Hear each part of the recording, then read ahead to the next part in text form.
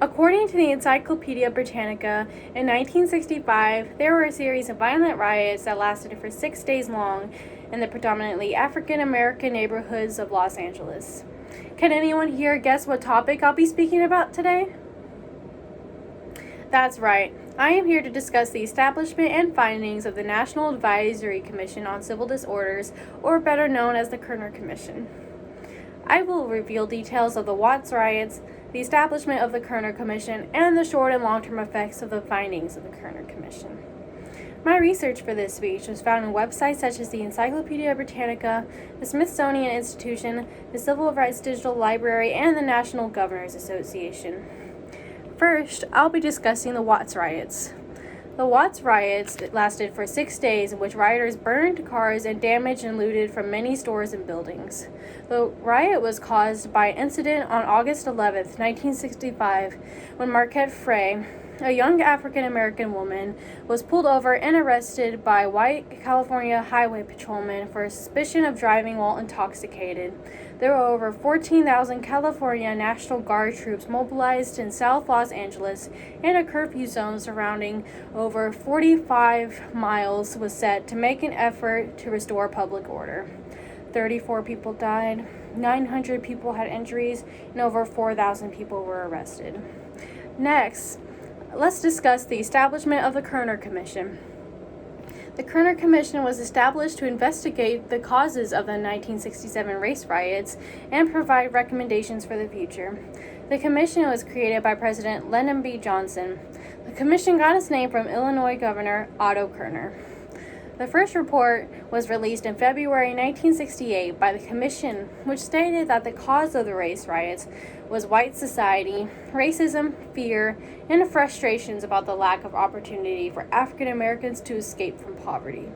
The commission recommended 2 million new jobs, 6 million new units of public housing, and a renewed federal commitment to fight segregation.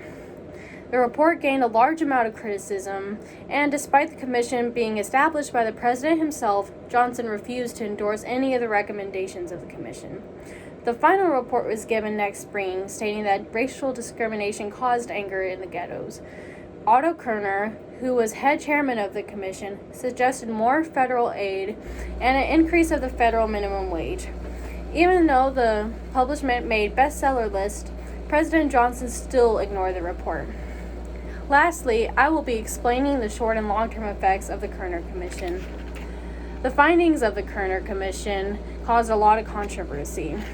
The president ignored the report, and many white citizens condemned the idea or allegation that racism had caused the riots.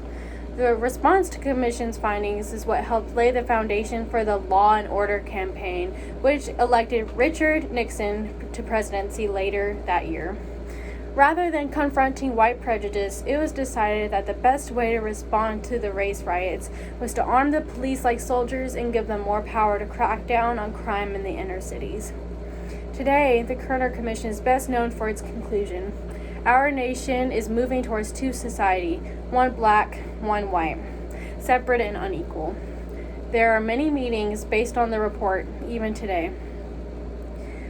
Today, we have discussed the Watts riots, the establishment of the Kerner Commission, and the short and long-term effects of the findings of the Kerner Commission. According to the Smithsonian Institution's article, the 1968 Kerner Commission got it right, but nobody listened. About 1/3 of African Americans lived below the poverty line in 1969. By 2016, that number has dropped to 22%, as a large number of African Americans moved into the middle class.